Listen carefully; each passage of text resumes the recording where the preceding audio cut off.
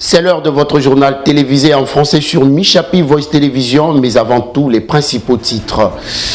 La candidature de la République démocratique du Congo à un siège non permanent au Conseil de sécurité de l'ONU fait bouger la communauté internationale.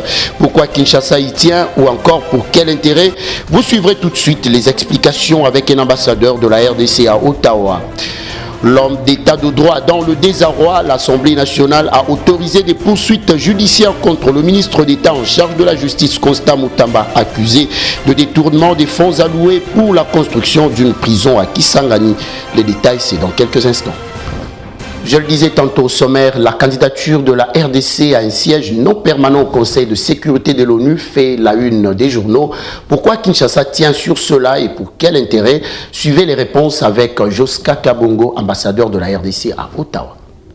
Nous avons été instruits par Madame la ministre d'État, ministre des Affaires étrangères, coopération internationale et francophonie, son Excellence Kaikwamba Wagner, de pouvoir battre campagne dans nos différentes juridictions par rapport à la candidature de la RDC au Conseil de sécurité comme membre non permanent. Ici au Canada, nous avons clôturé cette campagne et j'ai pris la parole en ma qualité de représentant de la République démocratique du Congo et en ma qualité de représentant chef de l'État au nom de la ministre d'État des Affaires étrangères pour d'abord remercier les ambassadeurs du groupe africain pour avoir endossé la candidature de la RDC au Conseil de sécurité comme membre non permanent. La RDC a une expérience d'abord par le fait que par le passé, la RDC a été déjà membre du Conseil de sécurité, membre non permanent du Conseil de sécurité, ce n'est pas la première fois, mais aussi par le fait de son expérience dans les résolutions des crises internationales. Vous savez que nous-mêmes, la RDC, nous sommes en train de subir une agression de notre voisin et qu'à la suite de cette agression, la RDC est toujours engagée à respecter les droits internationaux. Donc, de par cette expérience-là, donc la RDC va apporter beaucoup de choses au Conseil de sécurité, mais non seulement à cause de cette expérience sur la paix et la sécurité, mais aussi, vous savez que la RDC est un enjeu majeur, un enjeu géostratégique et politique aujourd'hui dans le monde. Après le Maroc, c'est au tour du Canada de se prononcer sur la candidature de la RDC à un siège non permanent au Conseil de sécurité des Nations Unies. Écoutez Caroline Delany des Affaires mondiales du Canada. Depuis l'établissement de nos relations diplomatiques en 1962, le Canada a toujours considéré la RDC comme un partenaire important, tant à l'échelle bilatérale que nous les instances multilatérales, nous bénéficions d'excellents rapports et nous respectons l'importance des perspectives qui apportent la RDC aux échanges entre États. Au Canada, nous saluons le rôle qu'ambitionne la RDC de jouer sur les scènes régionales et internationales. Celui-ci nous entend une volonté de défendre et articuler ses propres responsabilités en tant qu'État influent dans sa région, de relever les défis humanitaires et de sécurité auxquels la RDC fait face. En même temps que ce rôle demandera aussi la capacité de représenter les intérêts plus larges du continent africain. Restons sur cette page diplomatique. La ministre des Affaires étrangères, Thérèse Kaikwamba Wagner, a reçu ce jeudi l'ambassadeur du Japon à RDC, Hidetoshi Ogawa. Cette rencontre s'inscrit dans le cadre du renforcement des relations bilatérales entre les deux pays et a été marquée par des échanges constructifs sur les prochains échanges diplomatiques et économiques. Le commentaire de Bénédicte Anakassala.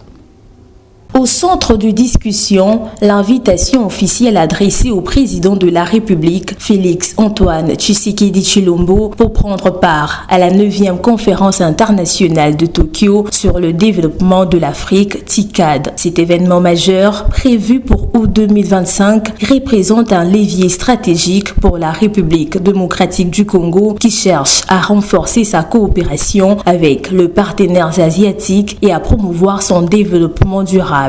La ministre d'État et les diplomates japonais ont également abordé l'organisation de l'exposition universelle Osaka 2025, événement international de grande envergure. À cette occasion, une journée entière sera consacrée à la RDC en juin prochain. Cette visibilité offrira à Kinshasa une plateforme unique pour se présenter au monde sous un jour nouveau. Cette journée dédiée à la RDC constituera une vitrine de choix pour valoriser la richesse culturelle congolaise, son patrimoine artistique ainsi que sa diversité. Elle visera aussi à faire découvrir les multiples potentialités économiques du pays, notamment dans les secteurs miniers, agricoles, énergétiques et les technologies innovantes. Du 28 au 30 mai 2025 s'est tenu en République tchèque le 18e Salon international des technologies de défense et de sécurité. Le ministre congolais de la Défense, Maître Guy Kabombo Mwadiamvita, a porté haut l'étendard de la RDC. Plus de précisions dans cet élément de Christian Tibaka.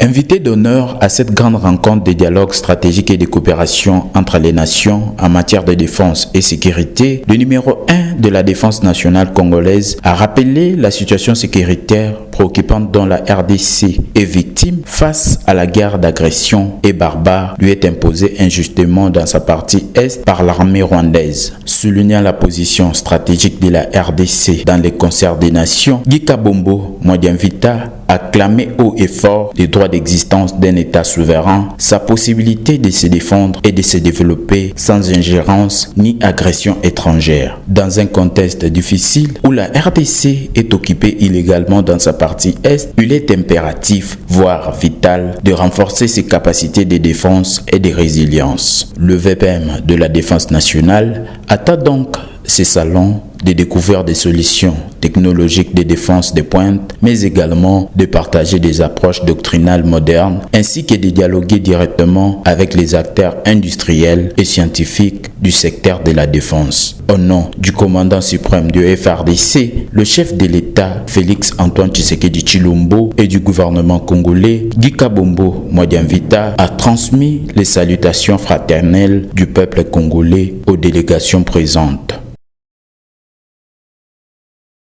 Poursuivons notre journal avec cette information. Porteur d'un message personnel du président Denis Sassou Nguesso à son homologue congolais Félix Tshisekedi, le vice-premier ministre, ministre de l'Intérieur du Congo, Raymond Zéphirin Mboulou, a été accueilli jeudi 29 mai 2025 par son homologue congolais Jacques Chabani Luko au Beach Ngobila à Kinshasa. On en parle une fois de plus avec Christian Tibaka. Le vice-premier ministre en charge de l'Intérieur, Jacques Chabani Luko, a accueilli ce jeudi 29 mai 2025 au Beach Ngobila à Kinshasa son homologue de la République du Congo, Raymond Zéphirin Mboulou, porteur d'un message personnel du président Denis Sassou Nguesso à son homologue congolais Félix Antoine Tshisekedi Tshilombo. Cette visite officielle, placée sous les signes du bon voisinage, s'inscrit dans le cadre du renforcement des relations bilatérales et de la coopération entre Brazzaville et Kinshasa. Aucune précision n'a été donnée sur le contenu du message, mais les deux parties ont réaffirmé leur volonté. Aucune précision n'a été donnée sur le contenu du message, mais les deux parties ont réaffirmé leur volonté commune de consolider les liens historiques, politiques et sécuritaires qui unissent les deux pays. Par ces gestes diplomatiques, les autorités de la République démocratique du Congo entendent manifester leur engagement pour une collaboration régionale accrue, notamment sur les questions de sécurité, de décentralisation et de circulation frontalière. Et dans un autre registre, dans le cadre de la lutte contre la prolifération des ALPC, la Commission nationale de contrôle des armes légères et de petit calibre a présenté ce 29 mai 2025 sa feuille de route 2025-2026 pour la mise en œuvre du plan national de contrôle et de gestion des ALPC 2024-2028 en RD Congo. Des détails avec Chancela Kambanzi. La Commission nationale de contrôle des armes légères et petits calibres a présenté ce 29 mai, au cours d'un forum tenu à Kinshasa, sa feuille de route 2025-2026 pour la mise en œuvre du plan national de contrôle et de gestion de ALPC 2024-2028 en RDC. Clôturant ces assises importantes au nom du vice-premier ministre, ministre de l'Intérieur, Sécurité, Décentralisation et Affaires coutumières, Jacques Chabaniloko, et Likumbi, directeur de cabinet adjoint, a souligné que cette initiative est un signal fort dans la lutte contre la prolifération des ALPC qui compromettent la sécurité et le développement du pays dans un contexte sécuritaire où le pays fait face à une guerre d'agression. Cet outil est une réponse efficace contre la circulation illicite des armes et munitions, source importante des conflits armés. Parlons finances dans ce journal sous sa tunique de gouverneur de la Banque africaine de développement section RDC et deuxième vice-président du comité d'organisation du processus électoral du prochain président de l'institution financière panafricaine à Abidjan. Doudou Fwamba a non seulement participé à l'audition de 5 candidats en lice, mais il a également joué un rôle actif dans le dialogue entre les gouverneurs et les candidats. Une fois de plus, Chancela Kambanzi. Cette étape déterminante s'inscrit dans un processus de sélection rigoureux, transparent et conforme aux valeurs de gouvernance et d'excellence de la BAD, visant à désigner les successeurs du président sortant Akinwumi Adesina arrivé au terme de son mandat. En 2025, la BAD s'est engagée à apporter des substantiels soutiens financiers à la RDC, notamment pour le secteur agricole, l'énergie et les infrastructures. La BAD accorde un prêt de 260 millions de dollars américains pour renforcer les secteurs agricoles, notamment en soutenant les chaînes des valeurs riz, manioc, maïs et soja. L'institution financière africaine a également soutenu le projet de transformation de l'agriculture avec un financement de plus de 25 millions de dollars américains pour accélérer les réalisations avec 2 accords de dons de 1,5 million de dollars américains avec le Congo pour renforcer le secteur énergétique. Lors de la rencontre avec l'agence française GESA, l'Argentier a sollicité l'expertise de cette structure pour accompagner le gouvernement dans l'élaboration d'une stratégie de mobilisation des financements sur les marchés internationaux. Une feuille de route est en cours d'élaboration à cet effet. Enfin, l'entretien avec l'ambassadeur de la RDC en Côte d'Ivoire a permis au ministre des Finances de s'enquérir du bon fonctionnement de la mission diplomatique et des conditions de travail de son personnel. Je l'ai dit au sommaire, l'Assemblée nationale de la République démocratique du Congo a autorisé jeudi 29 mai les poursuites judiciaires contre le ministre d'État, ministre de la Justice et garde des Sceaux, Constant Mutamba, pour présumé détournement des fonds publics destinés à la construction d'une maison d'arrêt à Kisangani dans la province de la Tchopo. Christian Tchibaka. Cette décision fait suite au rapport d'une commission spéciale qui a auditionné à la fois le ministre de la Justice et garde Sceaux, Constant Mutamba, et le procureur général près la Cour. Cette décision fait suite au rapport d'une commission spéciale qui a auditionné à la fois le ministre de la Justice, Constant Mutamba, et le procureur général près la Cour de cassation, Firmin Vondé. Le ministre est accusé d'avoir tenté de détourner des fonds publics destinés à la construction d'une maison d'arrêt à Kisangani, dans la province de la Tchopo. Les faits reprochés, signature d'un contrat de gré à gré en violation des règles de passation des marchés. L'entreprise bénéficiaire, récemment créée et sans expérience, aurait déjà perçu 19 millions de dollars américains dans une première liquidation, somme interceptée par la CNRF. Constant Mutamba a tenté de justifier son acte en affirmant qu'il disposait d'une autorisation spéciale pour signer ses contrats. Il avait également indiqué qu'il ne comptait pas se présenter devant le procureur général suite à la levée des immunités par l'Assemblée nationale. Il est désormais attendu qu'il démissionne pour permettre à la justice d'instruire l'affaire et organiser un éventuel procès. Il faut retenir que le procureur général près la Cour de cassation a de nouveau saisi l'Assemblée nationale afin de solliciter une autorisation d'instruction contre le ministre de la Justice. Le réquisitoire a été lu lors de la plénière de ce vendredi. Firmin Mvondé lui reproche cette fois-ci notamment d'infraction d'intimidation, injure publique. Ceci fait suite à son meeting organisé le 26 mai dernier au Palais de la Justice, au cours duquel Constant Moutamba s'était violemment pris à la première ministre et aux magistrats. Du jour, votre bureau vous informe que le procureur général près la Cour de cassation vient de saisir, une fois de plus, l'Assemblée nationale sur un réquisitoire au fin d'obtenir l'autorisation d'instruction contre les mêmes membres du gouvernement, en l'occurrence le ministre d'État, ministre de la Justice et garde des Sceaux. Je passe la parole au rapporteur pour nous donner lecture de la correspondance du procureur général près la Cour de cassation. Je vous propose à présent de suivre en images ce qu'ont été les premières assises du cadre permanent des concertations et de coopération interprovinciale de l'ex-province orientale, le discours du gouverneur de la Tchopo, Paulin Lindongo Liba Bonga.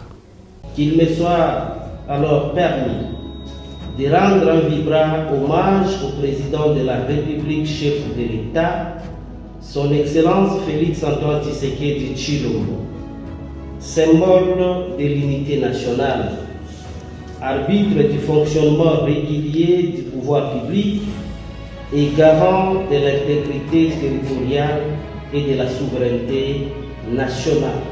Ce cadre permanent nous aidera à identifier et à traiter les différents problèmes communs et spécifiques dans les secteurs politiques, sécuritaires, administratifs et infrastructurels, en proposant des pistes de solutions. Pour renforcer l'unité de la Grande Orientale, nous allons disposer d'un programme de rencontres périodiques et des activités à mener de manière rotative et définir un cadre juridique de concertation des gouverneurs concernés. C'est dans ce cadre que nous allons arranger à l'amiable les conflits de limites existants, renforcer la coopération dans les divers domaines, allant même à l'exonération et à la gestion commune de certaines taxes. Consolider nos rapports et travailler dans un commun accord afin de privilégier l'émergence et le développement de nos provinces ici de l'ex-Orient.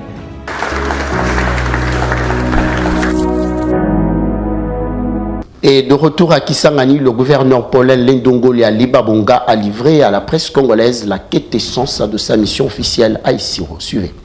Dans le cadre de la collaboration ou coopération interprovinciale, une matière garantie par la Constitution de la République démocratique du Congo. Et nous, le gouverneur des provinces ici, de l'ex-province orientale, nous avons convenu de mettre en place ces cadres de concertation, d'autant plus que nous avons certainement des matières communes et nous devons toujours collaborer pour préserver nos limites administratives et éviter de conflits, même du pouvoir, entre nous, les provinces ici de l'ex-oriental. Mais aussi et surtout réfléchir sur le développement commun entre nos 4 provinciaires. Pour mes frères et sœurs que j'aime beaucoup de la province de la Tchopo, d'abord je leur adresse mes salutations et aussi leur informe que je viens d'arriver. Je suis très content parce que le temps que j'ai passé à Issiro dans la province de Haut-Uélé, j'ai eu aussi à rencontrer les autres Tchopolais qui vivent là-bas. J'ai vu que, en tout cas, l'amour est en train d'être restauré dans la province de la Tchèque. C'est par cette note que nous bouclons notre session d'information, mais pour vous qui nous avez pris en cours de diffusion, voici l'essentiel à retenir. La candidature de la RDC à un siège non permanent au Conseil de sécurité de l'ONU fait bouger la communauté internationale. Pourquoi Kinshasa y tient ou encore pour quel intérêt? Vous avez suivi tout de suite les explications avec un ambassadeur de la RDC à Ottawa. L'homme d'état de droit dans le désarroi, l'Assemblée nationale a autorisé des poursuites judiciaires contre le ministre d'État en charge de la justice, Constant Mutamba, accusé de détournement des fonds alloués pour la construction d'une prison à Kisangani. Vous avez suivi des détails dans ce journal. Merci à toute l'équipe rédactionnelle qui nous a accompagnés sous la supervision de Christian Chibaka. On se retrouve très prochainement pour une nouvelle session d'information sur nos antennes. Au revoir.